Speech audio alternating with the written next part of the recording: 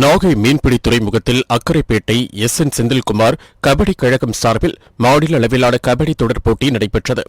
தமிழ்நாடு மீன் வளர்ச்சிக் கழக தலைவர் கௌதமன் தொடங்கி வைத்த இப்போட்டியில் சேலம், அரியலூர், மயிலாடுதுறை, திருவாரூர், திருச்சி, தஞ்சை, நாகை, புதுச்சேரி, காரைக்கால் உள்ளிட்ட 10 மாவட்டங்களைச் சேர்ந்த 30 அணிகள் பங்கேற்று விளையாடினர். இதில் இறுதிப் போட்டியில் அரியலூர் மாவட்டம் வெண்ணங்குடி கபடி அணியுடன் சேலம் மாவட்டம் சாமி கபடி அணியினர் மோதினர். விறுவிறுப்பாக நடைபெற்ற இப்போட்டியில் வெண்ணங்குடி கபடி அணியினர் 33 புள்ளிகள் பெற்று முதல் பரிசை தட்டிச் சென்றார். இதனையடுத்து வெற்றி பெற்ற அணிக்கு முதல் பரிசாக 50,000 ரூபாய் ரொக்கம் மற்றும் பரிசுக் கோப்பை வழங்கப்பட்டது. திருவள்ளூர் மாவட்டம் பூவிருந்தவள்ளி குற்றவியல் நீதிமன்ற வழக்கறிஞர்கள் சங்கம் சார்பில் வழக்கறிஞர்களுக்கான கிரிக்கெட் போட்டி பூவிருந்தவள்ளியில் உள்ள அரசு பள்ளி மைதானத்தில் நடைபெற்றது. இதில் பூவிருந்தவள்ளி, எழும்பூர், தாம்பரம், ஸ்ரீபெரும்புத்தூர், திருவள்ளூர் என பல்வேறு நீதிமன்றங்களை சார்ந்த 20 அணிகள் பங்கேற்றன. இந்த போட்டியை சென்னை உயர்நீதிமன்ற வழக்கறிஞர் இளங்கோவன் துவக்கி வைத்தார். இதில் முதல் பரிசை பூவிருந்தவள்ளி நீதிமன்றமும், 2வது பரிசை எழும்பூர் நீதிமன்ற வழக்கறிஞர்களும் தட்டிச் சென்றனர்.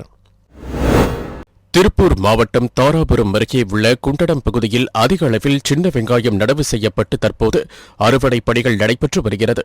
இந்த நிலையில் சின்ன வெங்காய வியாபாரியான குண்டடம் புது நவம்கொடி பகுதியைச் சேர்ந்த பாலுசாமி என்பவர் சின்ன வெங்காயங்களை மொத்தமாக வாங்கி வெளி மாவட்டத்திற்கு தனியார் லாரி மூலம் விற்பனைக்காக அனுப்பி வருகின்றார். இவர் கடந்த 2 நாட்களுக்கு முன்பு விடுமலை பகுதியில் இயங்கி வரும் தனியார் லாரி சர்வீஸிற்கு தொடர்பு கொண்ட அவர் வெங்காய மூட்டைகளை தூத்துக்குடிக்கு ஏற்றிச் செல்ல லாரி வேண்டும் என கேட்டுள்ளார். பின்னர் அவர்கள் அளித்த தொடர்பு எண் மூலமாக குண்டடம் வந்த லாரியில் 7 லட்சம் ரூபாய் மதிப்புள்ள சின்ன வெங்காயத்தை தூத்துக்குடிக்கு ஏற்றி அனுப்பியுள்ளார்.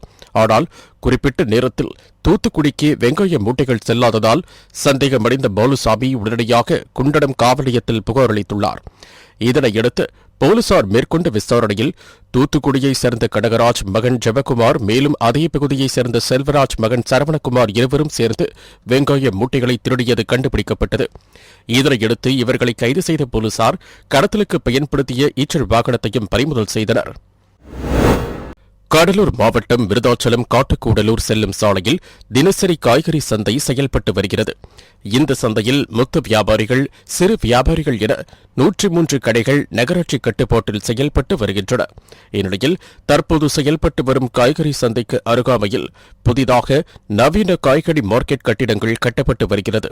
இதனால் தற்போது செயல்பட்டு வரும் 103 கடைகளையும் காலி செய்ய வேண்டும் என நகராட்சி நிர்வாகம் நோட்டீஸ் அனுப்பியுள்ளது.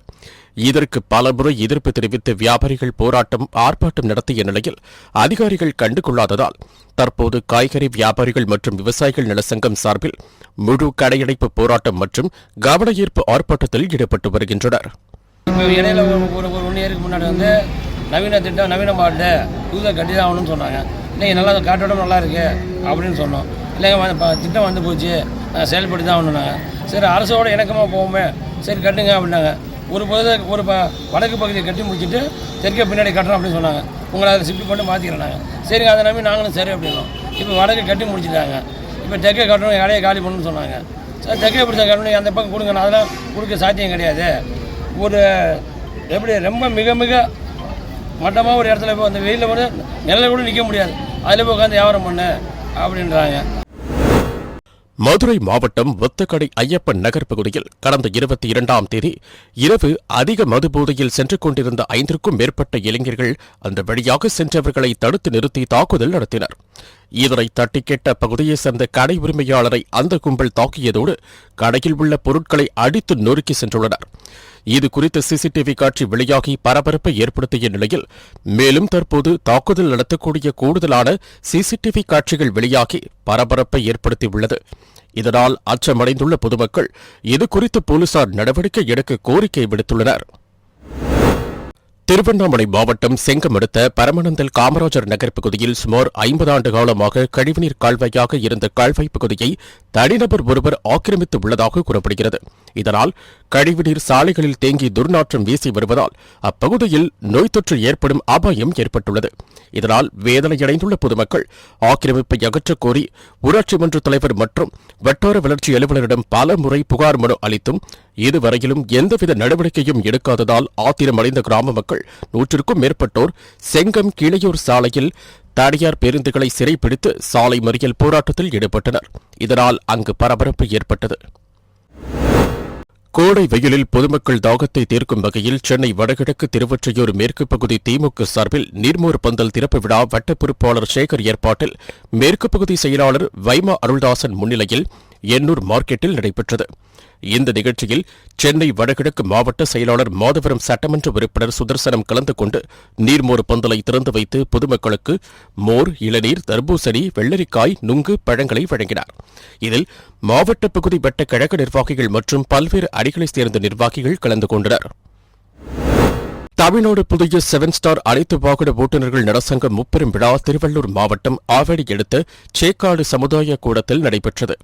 திருவள்ளூர் மாவட்டம் சார்பில் நடைபெற்ற இந்த விழாவில் திருவள்ளூர், செங்கல்பட்டு, காஞ்சிபுரம் ஆகிய மாவட்டங்களில் உள்ள வாகன ஓட்டுநர்கள் 100 பேருக்கு அடையாள அட்டை மற்றும் காப்பீட்டு பத்திரம் வழங்கப்பட்டது. முன்னதாக ரத்த தான முகாமில் 100க்கும் மேற்பட்டோர் ரத்த தானம் செய்தனர். இந்த நிகழ்ச்சியில் மாவட்ட தலைவர் கருணாகரன், செயலாளர் சரண்ராஜ், ஒருங்கிணைப்பாளர் ஆனந்தன் மகேஷ், ஆவடி துணைத் தலைவர் ராஜேஷ், துணை செயலாளர் கோபி உள்ளிட்ட பலர் கலந்து கொண்டனர். தமிழகத்தில் தற்பொழுது கோடை வெயில் துவங்கியுள்ள நிலையில் பல மாவட்டங்களில் 100 டிகிரியை கடந்து வெப்பம் மக்களை வாட்டி வதைத்து வருகிறது. இந்த நிலையில் சேலத்தில் கடந்த சில தினங்களாகவே வெயிலின் தாக்கம் அதிகரித்து காணப்படுகிறது. இதனால் பொதுமக்களும் வாகன ஓட்டிகளும் அதிக அளவில் பாதிக்கப்பட்டு வருகின்றனர்.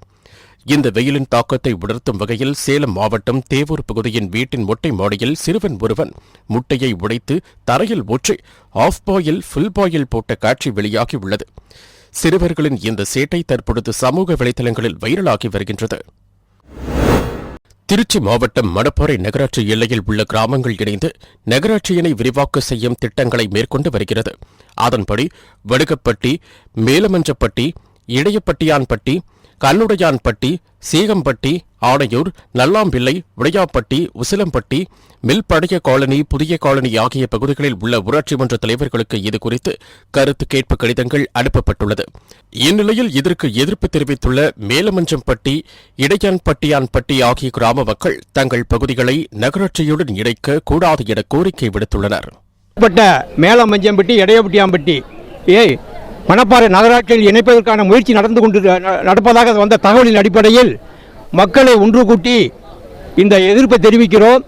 மேற்கொண்டு ஏற்கனவே கிராம பஞ்சாயத்திலே இருக்க வேண்டிய 2 ஊரையும் நகராட்சியில் இணைத்தால் பல சலுகைகளும் மக்களுக்கு கிடைக்காது. இங்கெல்லாம் ஏழை மக்கள் அந்நாடு 100 நாள் வேலை செஞ்சு தான் அவங்களுக்கு பழப்ப ஓட்டுறவங்க. அதனால் நகராட்சியில் சேர்த்தா எந்த விதமான சலுகை கிடைக்காது. வாட்டர் டாக்ஸ் கட்டணும், வீட்டு வரி வருஷத்துக்கு 2 தடவை கட்டணும். இந்த கிராம ஊராட்சியில் வர மேம்பாட்டு திட்டமெல்லாம் கண்டிப்பாக மணப்பாறை நகராட்சிகள் கிடைக்காது. செங்கல்பட்டு மாவட்டம் சிங்கப்பெருமாள் கோவில் ஊராட்சியில் உள்ள தனியார் திருமண மண்டபத்தில் மனித உரிமைகள் மற்றும் மனிதவள மேம்பாட்டு அமைப்பின் ஓராண்டு நிறைவு விழா மற்றும் சமூக சேவை தளத்தில் சிறப்பாக செயல்பட்டு வரும் 10 சமூக சேவை அமைப்புகளுக்கு விருது வழங்கும் விழா அவ்வமைப்பின் மாநில தலைவர் டாக்டர் கே சுரேஷ் அவர்களின் தலைமையில் நடைபெற்றது.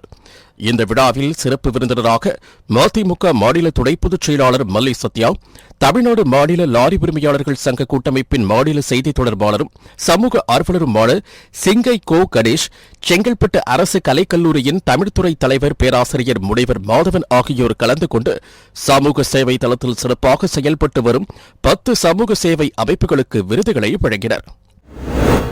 தருமபுரி மாவட்டத்தில் உள்ள வனப்பகுதிகளில் பசுமை பரப்பை அதிகரிக்க மரக்கன்றுகள் நடப்பட்டு பராமரிக்கப்பட்டு வருகிறது.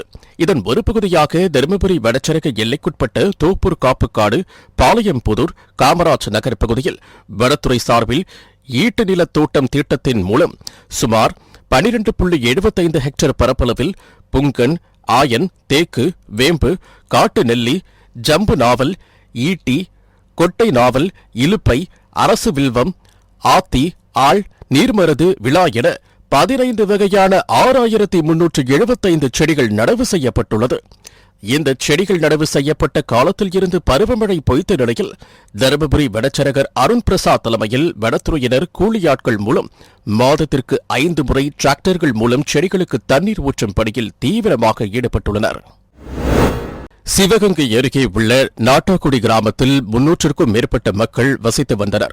இந்நிலையில் நாட்டாக்குடி கிராமத்தில் கடந்த 3 தலைமுறைகளாக குடிநீர் வசதி கிடைக்காததால் குடும்பமாக வாழ்வாதாரத்தை தேடி வெளியூருக்கு பொதுமக்கள் சென்றுவிட்டனர். இதனால் இக்கிராமத்தில் தற்போது 35 வீடுகளில் முதியோர்கள் மட்டுமே வசித்து வருகின்றனர்.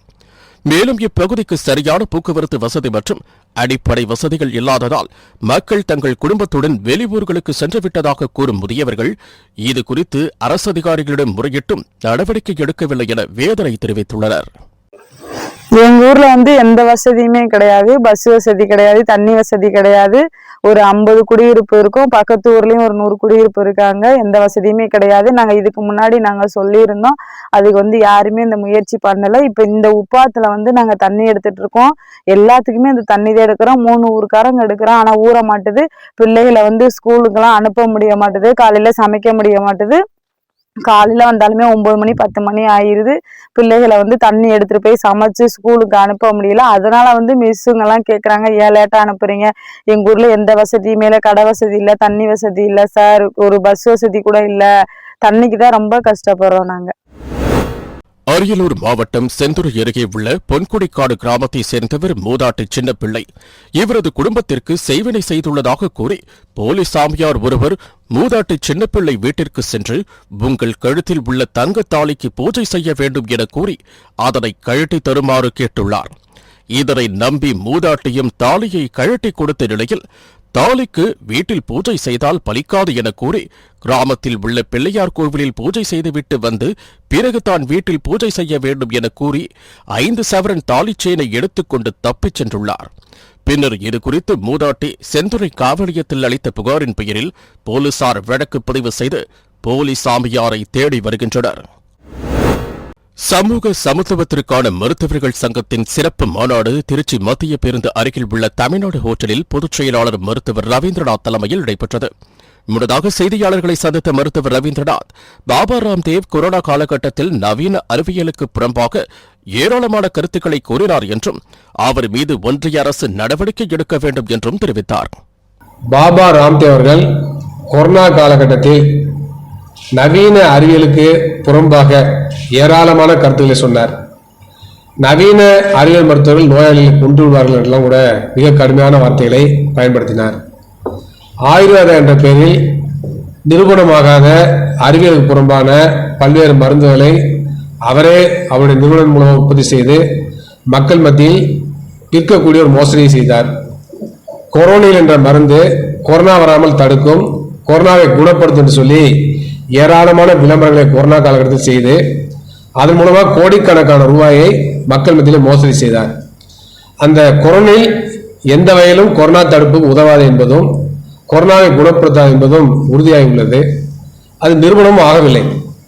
அன்றைய தினம் ஒன்றிய அரசின் சார்பாக மத்திய அரசாங்கம் அது குறித்து எந்த விதமான தகவலையும் தெரிவிக்கவில்லை. அதேபோல சில சுற்றறிக்கைகளை அனுப்பி அது குறித்தெல்லாம் கருத்து தெரிவிக்க வேண்டும் சொன்னார்கள்.